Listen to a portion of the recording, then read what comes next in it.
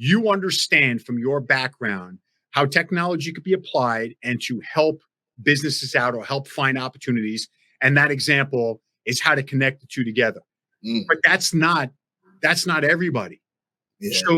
So you have a vast population here that is saying,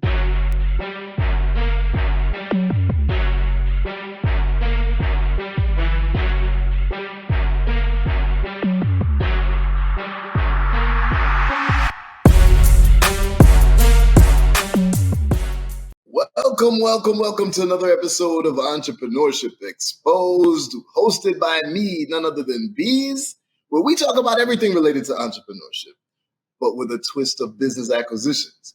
But these types of episodes, these are the ones I love the most because we're going to focus more on the mergers and acquisition sides because we have a great guest today.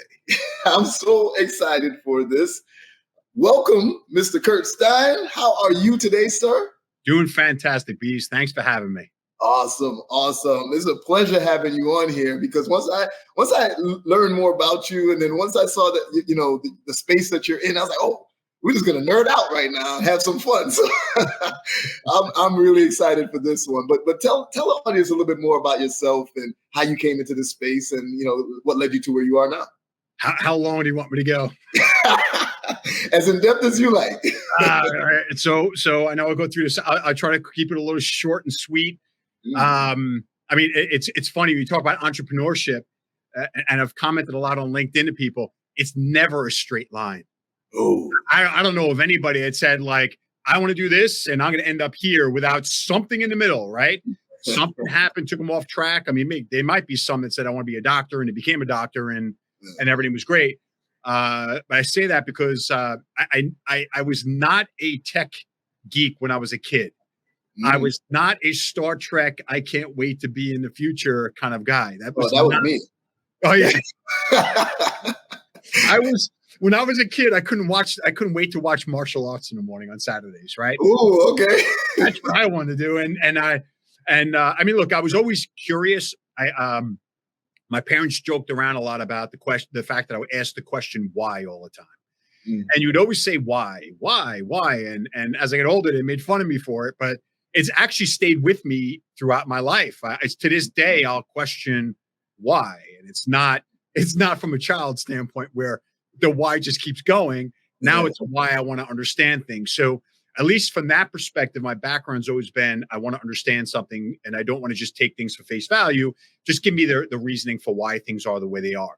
Yeah. So, I started out at 18 years old. I started out at UPS and I got a job there because a family friend worked at UPS and said, hey, it's a good job. You work a couple of hours a night. They give you health reimbursement. It's 100% health covered. And this is in 1990. So that's when I started at UPS. And what I found when I worked there is that I could then get tuition reimbursement if I worked a certain shift. So if I worked the midnight shift, which you can't get people working midnights, it was great. So they'll give me tuition reimbursement. And, that's kind of the route I went. So I was paid $8 an hour. I moved into this part of it, made like $10 an hour. And then I worked, it was called the consolidation shift. It was 10 o'clock at night to about 3 o'clock in the morning. And I had to get out and then go home, go to sleep. And I was able to get tuition reimbursement. I went to Hofstra University, which was literally a mile from UPS in Uniondale. Yeah. And back then, I think, looking up the stats, I think it was about almost $8,000 a semester. And UPS gave me $4,000 a semester. Okay. So that's 50% of, covered. So I ended up $25,000 in student loans. So I paid it off in no time. That's obviously not the case now. That's a completely different topic for another day. Definitely. So I worked at UPS. I did that. And then I said, look, a couple of years in, I'm like, let me get some management experience. Let me move into management because I don't want to spend the rest of my life in UPS. That really wasn't my calling. I didn't want to be in that side of things. So I said, let me put on a tie, a shirt and a tie now and go into management, get that experience because let's see where I go with this. And the funny part about it is I went to the dark side. I went from the union into management and everybody that was my friend was no longer my friend. Oh, I can imagine. So that is a pretty traumatizing experience in your 20s, looking at that saying, wow, just because I put a shirt and tie on, now people aren't my friends anymore. Look, there were a few that were still really cool with me, but majority of the time is now you're their boss, and anybody understands when you run a business, if you buy a business, people aren't your friends. You have to manage a business and treat people well. But most of the time they're not your friends. So I ended up moving to different shifts. I ended up working at 12 o'clock at night to about 4 or 5 o'clock in the morning, actually 6 o'clock in the morning. I was a part-time supervisor, and I worked full-time hours at part-time pay. Oh, so we understand that as well. How do you squeeze as much juice out of that lemon, right? So I got a lot of experience from that, working in the corporate atmosphere, working with a lot of full-time supervisors and executives. Yeah. And what you had to do is you had to finish a shift within 3 to 4 hours, and you were held to it. It didn't care if people called in sick. They didn't care if too many boxes came. They didn't care if a trailer broke down. They didn't care. You had to finish a shift in a certain amount of time, and that was just what it was. So, I learned stress. I learned pressure, and I think that's the one consistency in life. You have pressure. Without pressure, then really, what is life, right? It doesn't matter what the situation is. You're going to face it. So at that age, in the 20s, I left UPS at 26. So I learned, a lot of pressure, how to deal with it, how to deal with situations, how to deal with people that didn't really care to be your best friend. If they didn't want to work hard, then so be it. So you got the pressure from people not really trying to do a lot. You had the pressure from management screaming at you. They didn't care if they screamed at you. They didn't care, what it took to motivate you to get the job done. Yeah. So I found, how do I deal with pressure? And how do I deal with people, and how do I motivate them without, threatening their jobs? So at a very young age, I learned that you have to motivate people by treating them with respect and really trying to get them to give back to you more by how you treated them. And, that's what I did. I was very successful at doing that. And then I got an opportunity based on everything I did, which a lot of working midnight shifts, put myself through school. I was provided an opportunity by a family member to get an interview at AT&T. And that's what started my career from UPS to technology. Really? Spent my next 16 years at AT&T. Ah, okay. I have to say the first thing, though, is so I'm originally from Jamaica. And we always had a saying, I'm sure it's not only a Jamaican saying, but it was pressure bursts pipes, but it also creates diamonds. And that always stuck with me as it's about perspective. I guess it's the old adage of, the glass half full versus half empty and such. Yep. But you can make pressure, you can allow pressure to dominate you, but then you can also utilize the pressure for motivation to create. So I think that's an important life lesson for everybody as you obviously went through it as well. Okay, so yeah, I could tell you a moment. Look, it's not that I never had times where I just want to say, forget this, I'm out of here. Yeah. A lot of people go through. I don't care what business you're in. There's a CEO sitting there going like, everything's falling down around me. I can just walk away.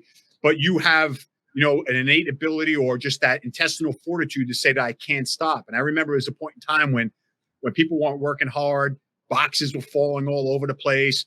Supervisors were screaming at me. I mean, things were just an absolute mess. Not because I did something wrong. It's just the situation, circumstances led it to that.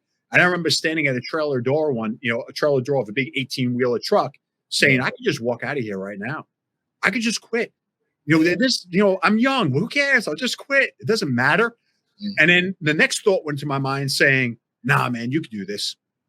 You can get through this, man. Just make it happen. Make it happen, and then just make sure this doesn't happen again.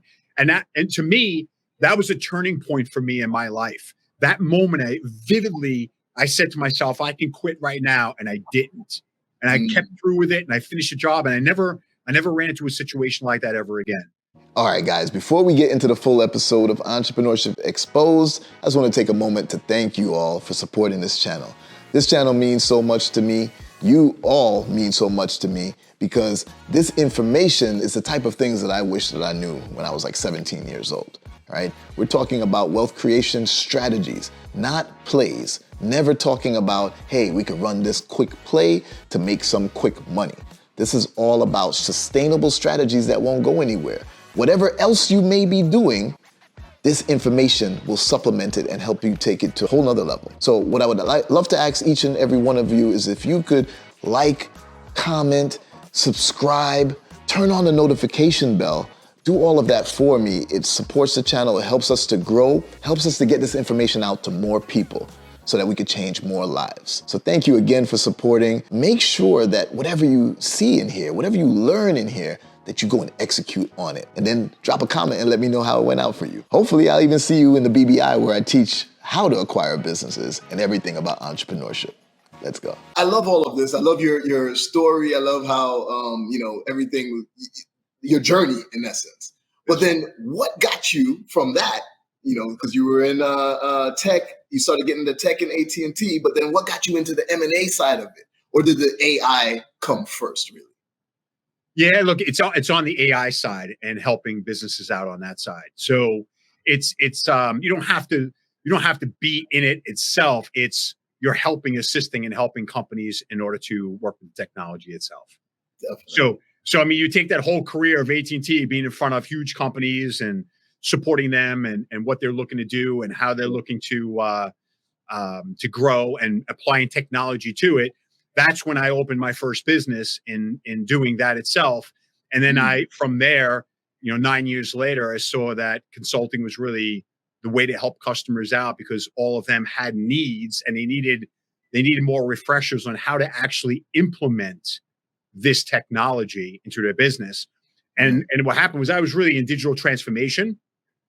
But what happened next was AI bursts onto the scene in November of 2020. Not that it's the first time it ever happened. Exactly. It's been around for years, but it burst onto the scene. And now everybody's coming to us saying, how do I implement this within my business? So we saw a huge shift from a consulting perspective where people are asking, great, now how do I use this to further my business? How do I use this in M&A? How do I use this in private equity? How do I use this to increase revenues, cost savings, increase productivity? So everybody's been looking at us from that perspective.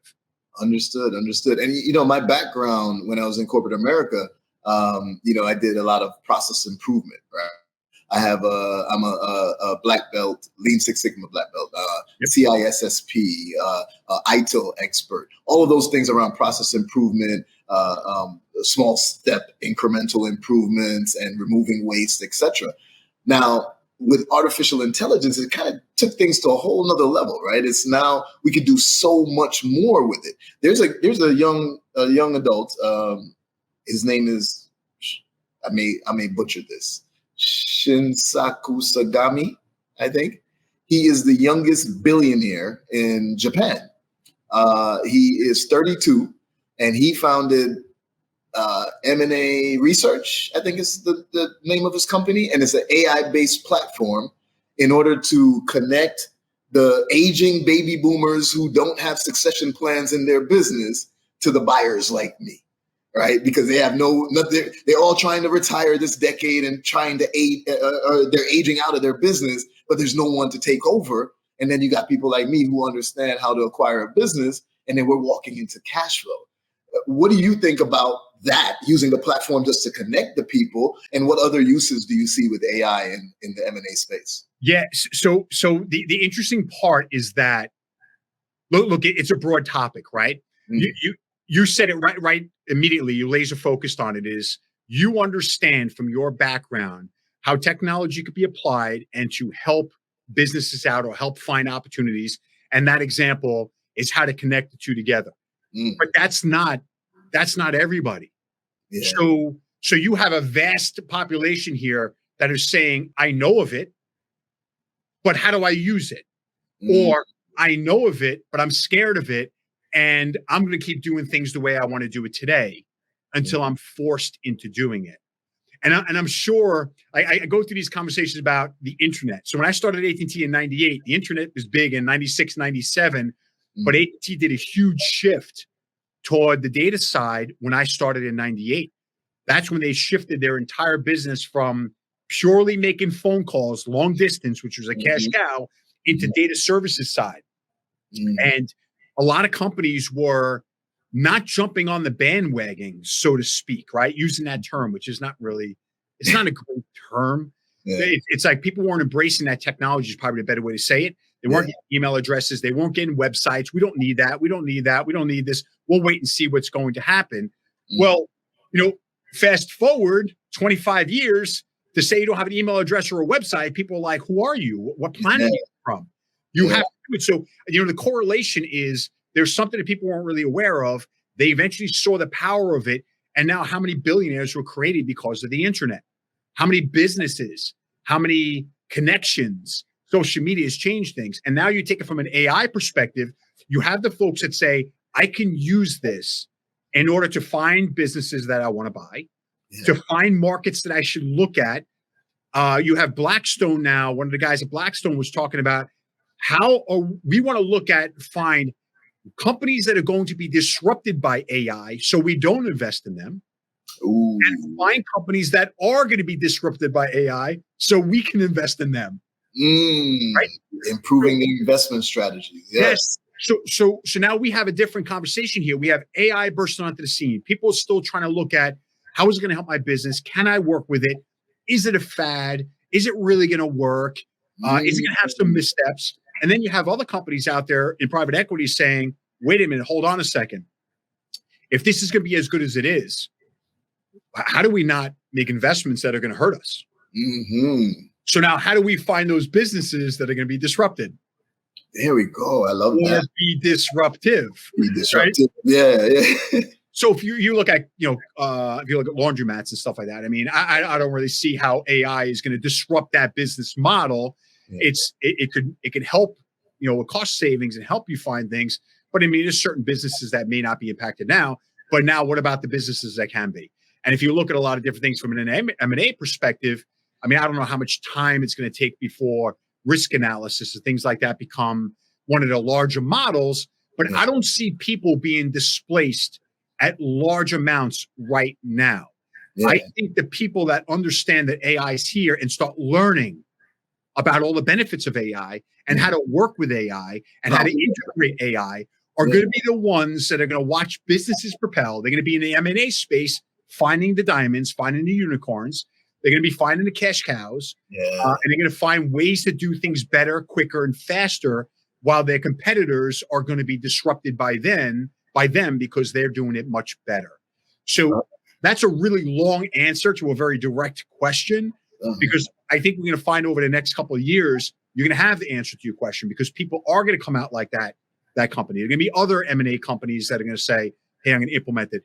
Beez is going to find a way to implement AI to be the next guy in, Private Equity International, or one of those podcasts talking about how you just got a couple of unicorns or $1 billion exits because you utilized AI.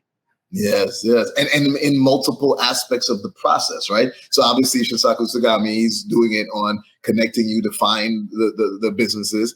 AI can help you to find more efficient ones that's going to be disruptive or not be disrupted, as you mentioned. But also, I agree that it could be more complementary rather than replacing any workers or anything like that for now, because when it comes to financial due diligence and the legal due diligence and just due diligence in general, during that phase of the process, AI could help with that, creating financial models to see the true progression of where this business is heading based off of the historic data. Yes. But then I could also say, well, I like to acquire from baby boomers, right? I already explained that to you as my preference. And those baby boomers may have had their business for 20, 30, 40, 50 years, and they've been successful. They're making money. Everything is good, but they probably not on social media. They probably don't know what a funnel is. They probably don't have a proper sales team. They probably all of the more common modern business practices that they just I don't want to do all of that, and they're fine, and they've still been doing good. Now AI could potentially help you to come into the acquisition and how to scale it quickly, how to increase revenue quickly in it with simple things. So I love the different aspects of what you're saying in terms of AI is going to help at every part or every point of the process within mergers and acquisitions. Yes. So they have the other things. So you have Generation Z, which I think they're saying by 2030 or maybe a little bit later is going to be one of the highest spenders in the economy. And baby boomers they have a lot of money, right? You see that from a business standpoint, but they're slowly going to start dropping from adding, being the bigger spenders in the economy itself. So then pause right there. I'm terrible with knowing the names of these generations. Which is Generation Z? Is that Generation Z are kids that are like 18 right now, and okay, that's the 18. Okay, 20s, maybe it's up to like 25, I think. Okay. I don't remember the exact numbers. I know that the generation I'm in, and I know that the generation my wife is in, like the elder millennials of people born in 1980, and just prior to that, and then you have the ones later than that. I mean, they're becoming the demographic in business. So as you start seeing that shift, the next conversation becomes the innovation within businesses. So you're right. In some of the businesses, like a car wash or something like that, they are expecting certain things. They're expecting that I can go book something with my cell phone. I can get a plan with my cell phone, quickly get into it and have my washes or something like that. Or I could drive up and there's nobody there and I scan my app to a car wash and I get to go in. They're the generation about this instant. Give me that instant gratification. Otherwise, I am going to go somewhere else. Mm-hmm. So that's the generation of baby boomers that don't necessarily understand that, right? They don't understand what the next generation is expecting from a business. And AI is going to certainly help to innovate and help things along. Look, I'm not saying it's going to change every business, but perhaps it could provide some innovations to now scale that business that was here. And now, because the demographics are changing, it brings it to here. So your investment quadruples. I love that because there is a very clear distinction between the generations of what they prefer, what are their attributes, and AI I can see is primed to really help you to focus in on that and adapt your strategy if that is your target audience. Adapt your strategy to what's actually resonating with them. I really love that. Now, my question to you is this, and you being in the tech space and your background, I'm sure you're familiar with the term big data. Yeah. Now, before AI became as commonplace, before AR and VR became as commonplace as well, big data was a thing while I was still in corporate America that everybody was talking about. It's like, we get these, Starbucks with big data, they're able to pivot quickly because they know immediately that there's a drop in the East Coast of people buying the pumpkin spice lattes. So they pivot quickly. Is big data still relevant, and how does it fit in with AI? Yeah. So we refer to it as data lake now, right? Data lake. Okay, I didn't even know that. Yeah. So data lake, right? It's that lake of data. That's how you refer to it in the AI space. Which again, it's all the same. It's just changing of terminology. Like things that kids. We said when we were younger, kids now are starting to say it. So just things just get repeated and changed a little bit over time. Yeah. So from an AI perspective, and look, it depends upon the businesses, but the most important part of AI and having a successful output of AI is the data. And like anything else, if your data is poor, you get a poor result. If you're looking at a business and the financials are poor and wrong, you're going to have a completely different understanding of whether it's a good business to buy or poor business to buy. Yeah.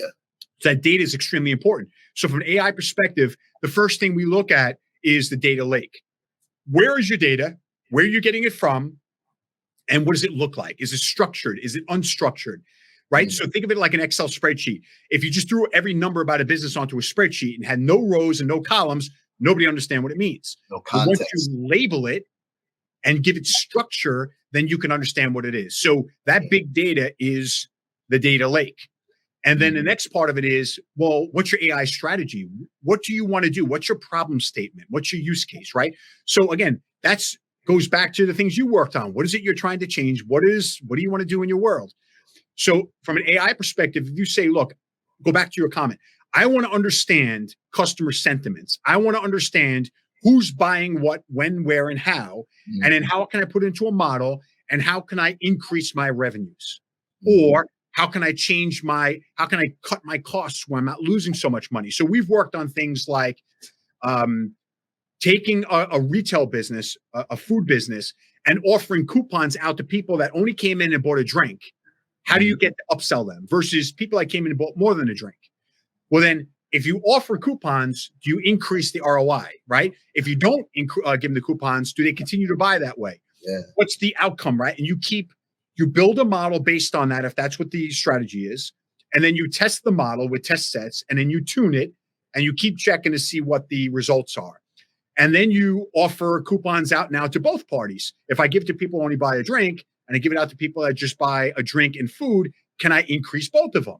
And you keep looking at the test results, and you see what is the outcome. If you find that nothing changes, then you have to tweak your test case. You have to tune your model.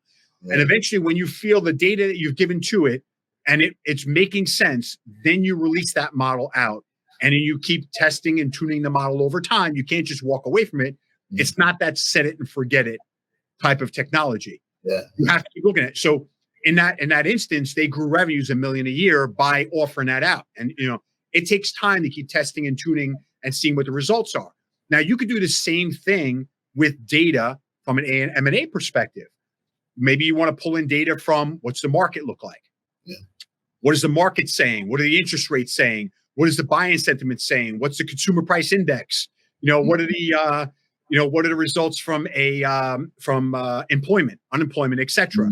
What are other investments happening out there? Are private equity getting larger investments in their funds? It's all different data sets. What makes sense and what is the outcome you want? Does that mean it's going to be 100%? No. But what it can do is reduce that how much time you're spending on going through so much data in order to provide a result, and it may get you through that data much quicker. So that's that big data world that we talked about. But those big companies have so much data that it takes so many people to go through so much of it. Yeah. But what we like to say, and you probably think of it too, is start small. Start on something that's manageable and work through it. But no different than M&A. Don't try to take on a big whale where you got to bring out huge teams. Yeah. Find a company that you can work with from a small scale. You understand it, and you can move through the due diligence pretty quickly. I love it. This brings me back to my, corporate life, and I still use these models and a lot of the best practices that I got from there. But are you familiar with the DIKW model? Are you familiar with it? It's data, information, knowledge, and wisdom. Now, I forget the attributes that you add to each. So it's like data with context of what is information with context of when is knowledge, and knowledge with context of why is wisdom. So I may be a little bit off on that, but something along those lines, and it kind of resonates with what you're saying with the data and what AI could do with it as well. Yes. So that's very interesting. I love it. You could do so. So then the whole conversation gets around generative AI, which is what ChatGPT is. Yeah. Which everybody talks about. But then you talk about that's not just generative AI, and AI has been around a lot longer. So there's generative AI, and then there's tailored AI solutions that is not generative. Generative is providing new content, new outputs. Yeah. Maybe that's not what you want, but in an M&A world, you probably want generative AI. You want a tool that's going to take information and give you outputs. But then you have to be able to look at it and analyze it and make sure that content is accurate. It's not wrong, and it's going to provide you with the information as necessary. And that's why I said earlier, I don't see people being displaced anytime soon, because we're just getting into this world. But it could certainly help you out. Oh, definitely. Another thing that has popped in my head of how it could help me is I could imagine AI taking a look at this acquisition that I'm currently in or about to get into and connecting me with the right private equity firms that focus on the attributes of this acquisition so that they could come in for a portion of funding or something along those lines. I'm just thinking of so many different ways that it could help right now. And that's what everybody's doing. But again, it comes down to the data, right? So if there was a data source that looked at, which private equity firms were better in this or better in that, then you would have a good output. But it always depends on where you get that. So we're working with one company right now that wants to look at influencer marketing and things they want to pick up, or they want credit card data to look at that aspect of it. Well, they have to go out to data brokers and credit cards, and they have to look at, that information. So it's no matter what you're doing, if you have good data and you understand what your problem statement is, you start small, you start working with it, it's going to start providing you that output. And look, I'm sure there's a lot of people listening to this that are thinking, hey, how can I how can I implement AI and innovate with AI to help me out? And people are just starting to get into it now. So you're not late right now.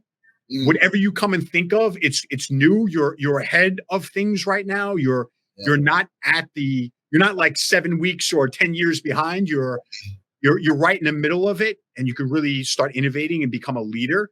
But if you don't start implementing this now or thinking about it right now, and you wait a year, 18 months, you're probably going to find someone that's out innovated you. And now you're going to be like, oh my God, I thought about that 18 months ago. I should have worked on it. 100%. 100%.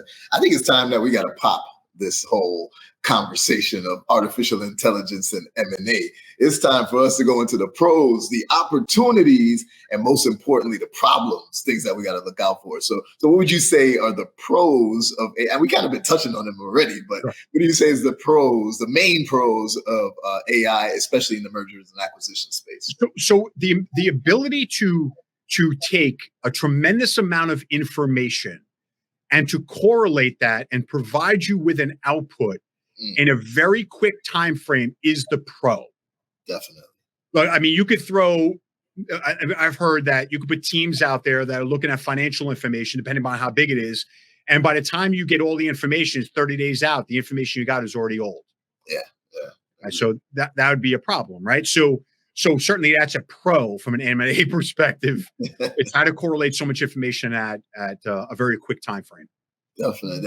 And to narrow it down a little bit, I would say probably of all the things that ran through my head as we were speaking, the most important. So I'm sure you're familiar with like pro formas, right? So I can just imagine AI calculating everything for me to tell me, hey, if you do this, this, and that, you can grow by 10% and increase your customer base.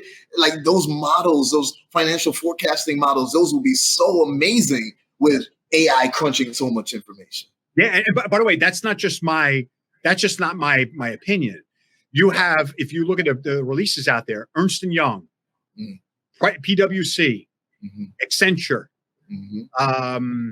KPMG, $1 billion investments in generative AI. And they're doing it to improve the customer experience. What is the customer experience? I mean, look, it could be anything, right? Depending upon your strategy. I'm sure turning things around pretty quickly can help. I think it was Northwestern Mutual cut down underwriting from 6 weeks, 2 months down to 2 weeks. So what is the customer experience? How can you change things, right? How can you make things much quicker and improve things? I love it. Okay, so we got to get into the opportunities now, of course, and there's so many of them. But what would you narrow in the most and say the most important opportunities? Risk analysis. There you go. Agreed. Across the board, risk analysis, being able to analyze so many scenarios and give you a good overview of what the results could be so that you can make the better decisions. I love that. Yep. I mean, you still have to be, from an analyst perspective, make sure those results are correct and make sure what you're feeding it is the right information. What your output is the right information. Again, that's why people are not leaving this scenario, right? It's AI, humans together. Definitely. So, of course, the most important aspect of this all is the problems. It doesn't mean that we don't go down the road of AI. It just means, hey, you got to be wary of these problems and make sure that you address them in order to be successful. Yeah, it's not the panacea, right? Yeah.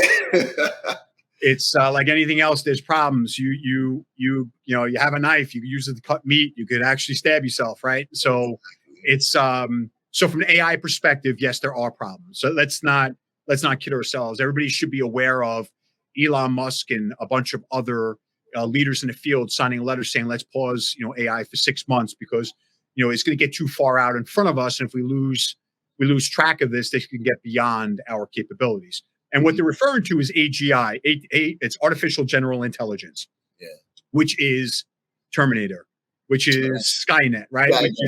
The things we grew up with, we said, that can't happen, right? And unfortunately, it could happen. And even with the things that they're doing, we could reach this by 2030, 2035. It's certainly possible.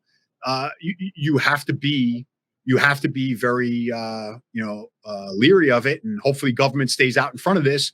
I see they're starting to do some things like in Europe, which I think there's going to be some challenges in Europe. They want to release the policies and stuff for how to work with AI.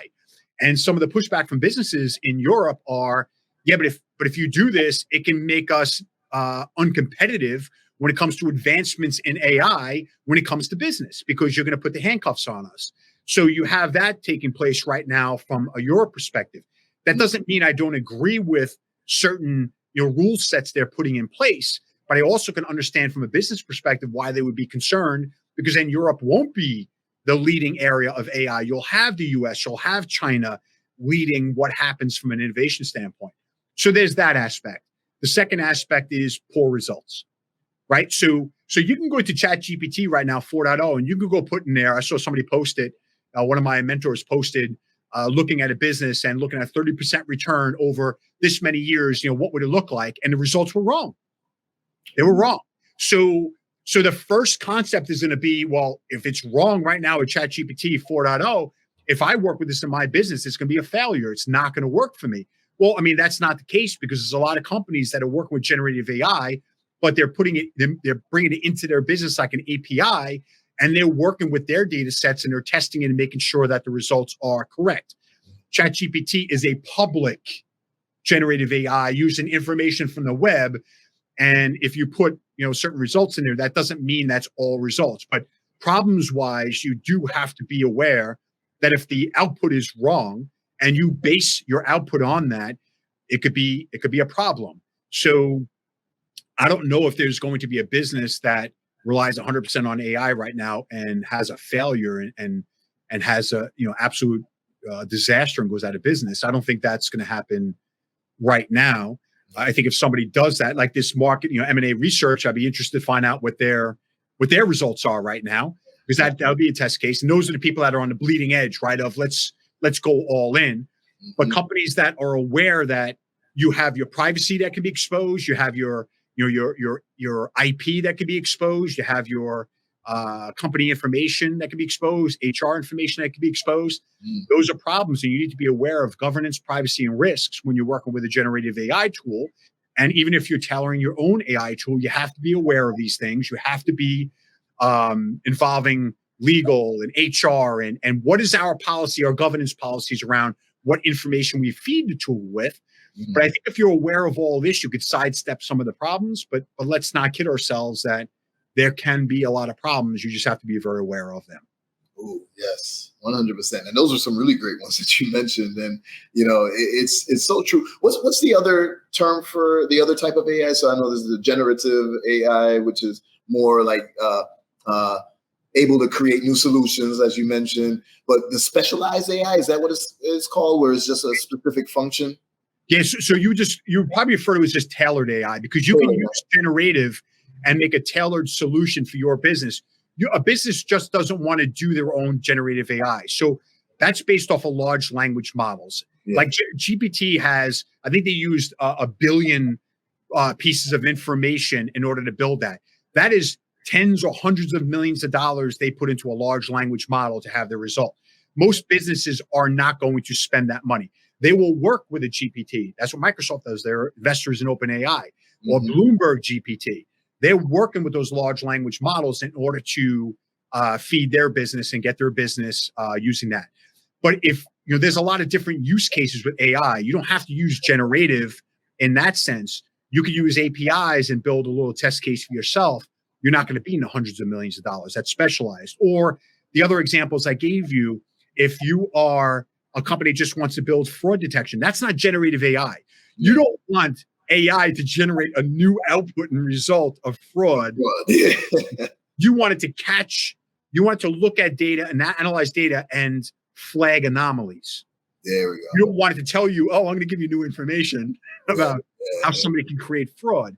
So that would be specialized. So they all use all these different tools, natural language processing, machine learning. They're using all these different AI foundations, but the model you use could be either generative and using a large language model.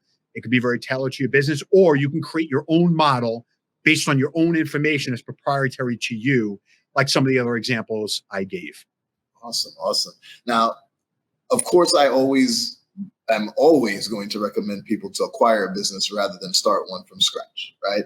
Unless you have some sort of amazing innovative new idea, and you want to change the world with this new thing. Hey, I'd still say acquire the development team first, and then have them create that amazing new idea for you, or if it's something based on developers. But I love to speak to the young adults about their futures, whether they decide to go down the path of being an entrepreneur, being an investor, whatever it may be. If they want to go into their 9-to-5 career, what would you recommend is the most important either language, programming language, or technology that they should focus on in order to get to be ready for the AI explosion in the future? Yeah. It's a great question, right? So we talk about mindsets. If you have a negative mindset and believe, like you said before, half full glass or half empty, there's an important concept there from a mindset perspective. I'm a big proponent of it, because if you look at anything from a positive mindset, your mind opens up to possibilities, solutions. Mm-hmm. If you have a negative mindset where AI is going to take over the world and I'm never going to have a job, then you're never going to find solutions. You're never going to find ways to enhance or improve your personal brand, or to learn more in order to be aware of it. Mm-hmm. So first thought is what you said is, think of it from a positive perspective. Yes, you should learn about AI. If you are interested in coding, etc., then it's Python. You want to learn about the different models of AI. You want to learn about, how do I come up with the ideas of models that people can do? And how do I find solutions to those models? So educate yourself on AI. You have Google putting AI classes out. You have LinkedIn putting AI classes out there. You have a lot of these other schools, online schools, doing a lot about AI. Learn everything you can from an AI perspective, so then you become an asset in all these baby boomer companies that maybe don't want to sell and know they have to bring folks in. Like an example is Citadel, I read, is bringing in interns from an AI perspective at $19,500 per month. Oh, wow. What is Citadel? $1,000 a month? $19,500 a month, I read. That is my whole. So what are they thinking, right? So it goes back to what you said, is if they see things going this route, being a YouTuber and, all that, yeah, you could do that, but you have to have some abilities around what's happening in AI. How can you be on the forefront of what happens next? How do you take your mind, that diverse mind at a younger age, and what you grew up in, that device, Snapchat, Discord, all these Roblox and Fortnite, all these different concepts. How do you take that and apply this in businesses? Because I believe a lot of businesses that may be baby boomers, or even businesses of younger generations, are going to say, how do I get that talent? Because that talent is far and few between.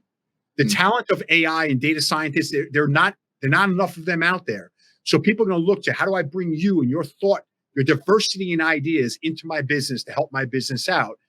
Or if you just want to create your own business, AI is a place to be. And if you have some ideas around what to do, certainly do it. Or what you said, go into a business, go help them grow it on that side, become a partner. There you go. Take over equity. Yeah, get some equity in the business, right? There we go. I love this. So Kurt, so obviously your focus is on the technology sector and AI and things, but have you started to dabble in M&A as well? Have you, looked into acquiring anything of your own? Yes, but I've looked at it from a real estate perspective, and I thought, at what point in time do I have to bring on, buy a company to acquire more resources from that perspective? Like there are a lot of companies doing it. There's big companies out there that have bought, companies in order to do what you said, right? Why build it? You just buy it. Exactly. And a lot of these businesses are coming with real estate that's already paid off, and you can include it into your deal structure so that you're, getting two asset classes with the cash flowing business, but also with real estate that appreciates as well. So that's definitely an important thing. Now, I believe if my team is ready, we might have a little something for you too. So I'm waiting to see if we're going to put it up on the screen in a moment. Now, mind you, my deal team, I have a company called Beez, and That's the deal team where they're finding deals for me. We're not using AI fully yet, just a little bit, but but finding deals is our specialty. And we came across this one, web-based marketing and brand development business. Now they're asking 10.9 from it. Their top line revenues 8.5, and they're keeping about 2.2 in profit. I'm not sure if that's EBITDA or SDE with ad backs.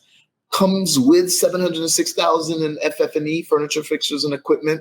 It's 18 years old. I like even older than that, but 18 is good. We got some good data in there to determine, if they're actually going to be successful.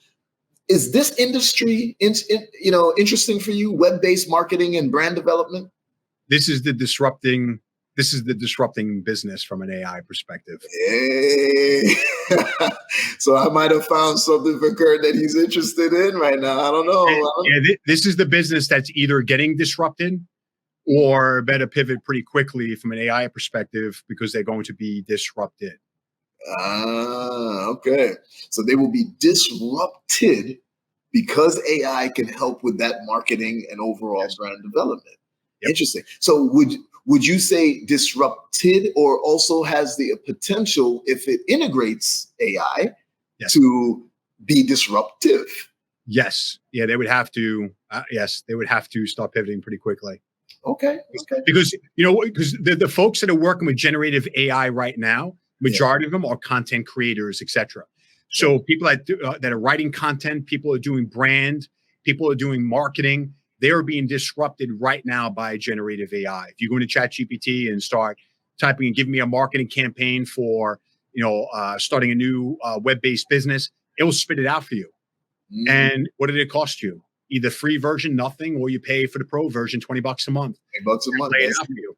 And then if it's like, hey, give me some brand development, you have a lot of companies out there from an AI perspective that will just sit there and print out marketing with brand images, etc. And they'll do it for $18 a month. Okay. So this is a business that will have to adapt and bring AI into their business or end up being disrupted by AI. Sink or swim. All right. I hear you.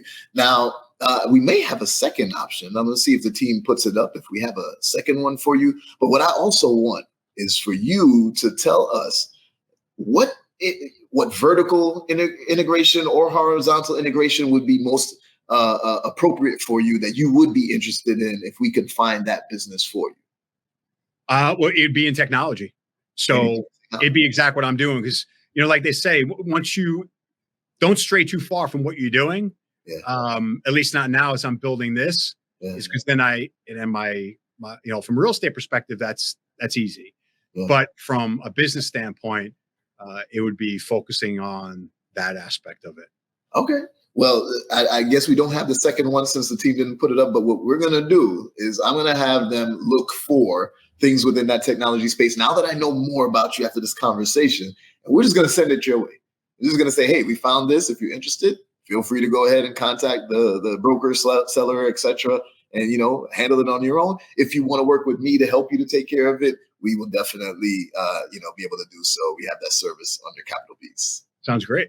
Awesome. So Kurt, this is, I feel we could go forever on this because, AI is just so much to talk about, right? Yep. And I'm still looking for the best ways to implement it across different businesses, across my management portfolio. I think with AUM, having assets under management, and then you start realizing that, okay, I have to actually, the last word in there is management. It's not just assets just sitting there.